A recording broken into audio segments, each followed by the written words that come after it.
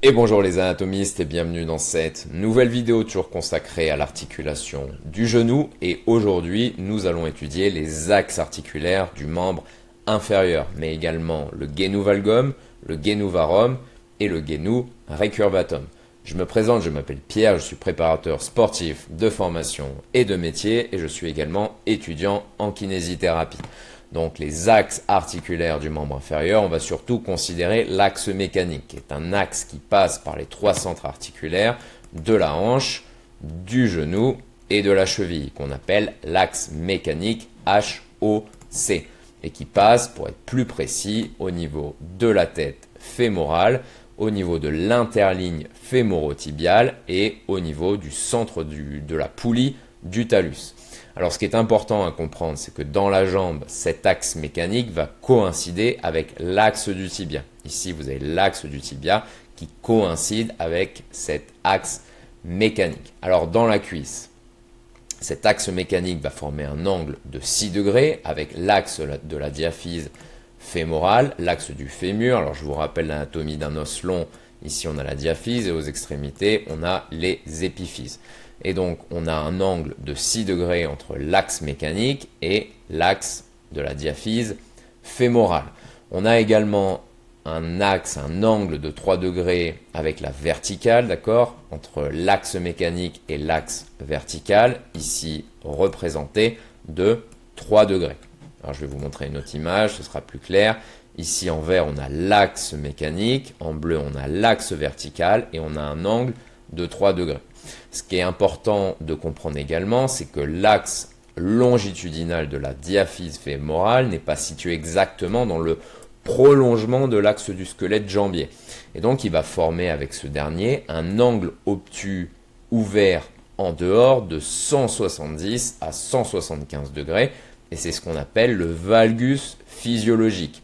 Alors, cette déviation est normale et elle est responsable, entre autres, d'une réduction du coût énergétique de la marche, c'est-à-dire au niveau de l'ATP. Et je vous renvoie pour mieux comprendre ce phénomène sur mes vidéos qui concernent la biomécanique de la marche. Alors maintenant qu'on a compris ça, on va étudier le genu valgum et notamment le genu valgum pathologique. Donc le genu valgum pathologique, c'est une déviation vers l'extérieur de l'axe du membre inférieur avec une CI du genou en dedans. Effectivement, les deux genoux se rapprochent alors que les chevilles sont quant à elles écartées.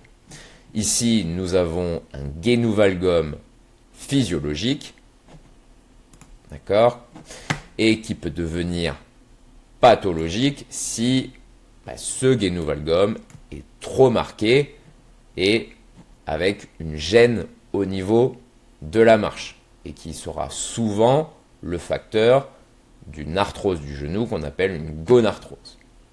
Alors d'un point de vue clinique, comment est-ce qu'on va mesurer le genu valgum et le genu valgum pathologique? Donc ici pathologique, ici physiologique. Donc nous l'avons vu tout à l'heure, le genu valgum peut se mesurer avec cet angle formé entre les deux axes diaphysaires du fémur et du tibia.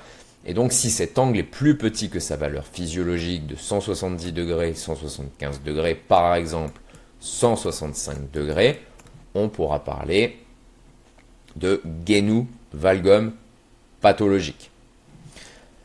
On pourra également mesurer ce genu valgum par un déport interne du centre du genou par rapport à l'axe mécanique du membre inférieur. C'est une mesure qui est plus précise et qui demande d'autres instruments. Et on parlera, par exemple, pour un genu valgum pathologique, d'un déport interne, par exemple, de 15 mm. Une autre façon de mesurer le genu valgum consiste à mesurer ce qu'on appelle l'angle Q, qui est le degré de genu valgum formé par une ligne tirée de l'épine iliaque antéro-supérieur à travers le centre de la rotule et une ligne tirée du centre de la rotule au centre de la tubérosité tibiale que l'on peut venir palper en superficie, sous-cutanée. Donc, il faut mettre le patient en décubitus dorsal, d'accord, allongé sur le dos, avec le genou en extension, parce que en flexion, on retrouvera une valeur d'angle cul différente. On va venir palper l'épine iliaque antéro-supérieur, d'accord, qui est facilement palpable. Et on va tracer une ligne imaginaire jusqu'au centre de la rotule. Ensuite, on va imaginer une autre ligne entre la tubérosité tibiale antérieure et le centre de la rotule avec une projection supérieure. Et donc, on va pouvoir, comme ça, mesurer l'angle cul. Alors, comme vous le voyez sur cette image, ce qui est intéressant de noter, c'est que chez les femmes, l'angle cul est naturellement plus important que chez les hommes. Alors ici, c'est écrit en anglais puisque je me suis basé sur un article trouvé sur PubMed.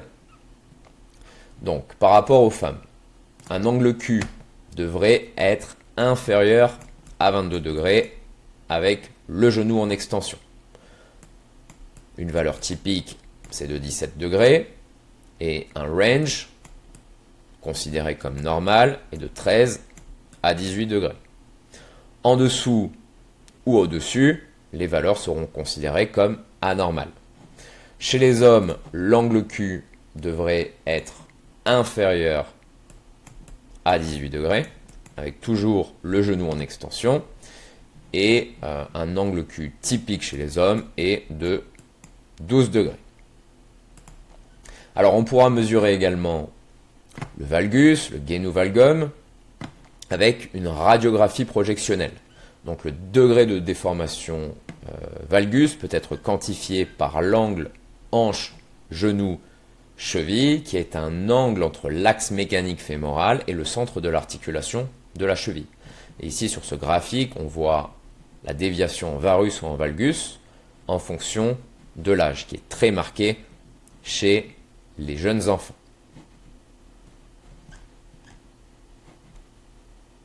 Ici, vous avez une mesure de l'angle cul non pathologique chez la femme avec des valeurs un petit peu différentes chez la femme et chez l'homme. Alors maintenant, on va parler du guénovarum. Donc c'est une déformation varus marquée par une courbure vers l'extérieur du genou, ici représenté. Ce qui signifie que la jambe inférieure est inclinée vers l'intérieur, donc médialement par rapport à l'axe de la cuisse, qui va donner au membre globalement l'apparence d'un arc. Alors comment le mesurer? Exactement de la même manière que tout à l'heure, avec l'angle formé par les deux axes diaphysaires du fémur et du tibia, et s'il est plus grand que sa valeur physiologique de 170 degrés, par exemple 185 degrés, on parlera d'une inversion de l'angle obtus. Avec le déport non plus interne cette fois, mais un déport externe du centre du genou par rapport à l'axe mécanique du membre inférieur. Et par exemple, on notera déport externe 15 mm. Il peut être estimé avec l'angle Q également et avec la radiographie projectionnelle.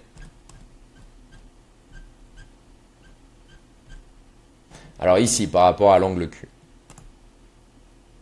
ce qui est pour moi, d'un point de vue clinique, en tant que kinésithérapeute, plus simple à mesurer.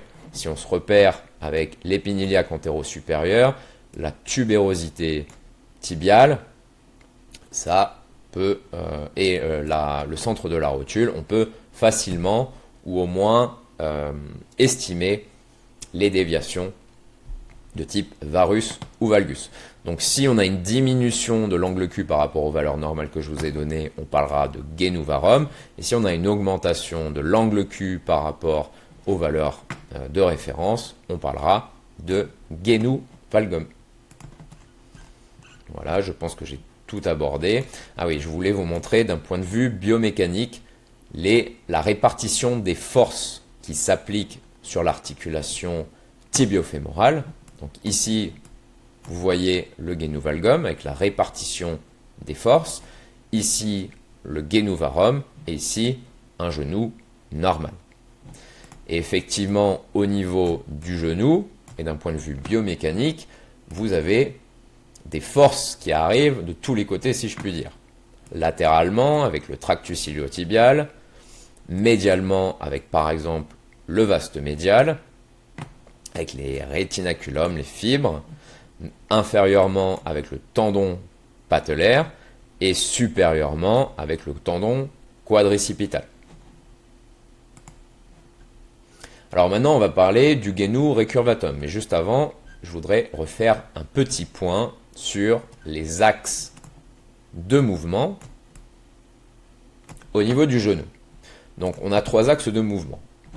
Donc on se souvient que les mouvements principaux au niveau du genou, c'est la flexion et l'extension.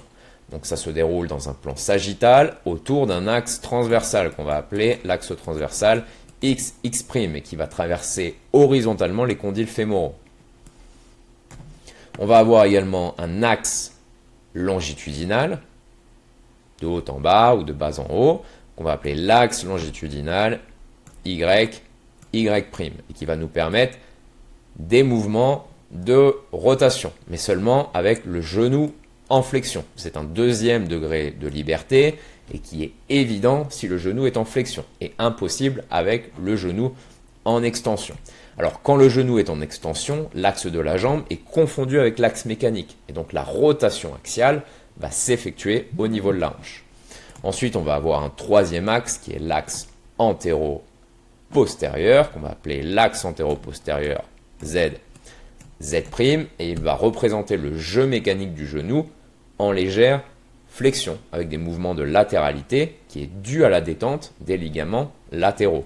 On se souvient des ligaments latéraux qui sont tendus en extension ou en position anatomique de référence, les 2 ligaments collatéraux, le fibulaire et le tibia. Alors c'est pas vraiment un troisième degré de liberté, et comme je disais, il va disparaître lorsque le genou est en extension, puisque les ligaments latéraux sont tendus. Lorsqu'il existe des mouvements de latéralité, ils sont considérés comme pathologiques et ils vont traduire une lésion au niveau des ligaments latéraux.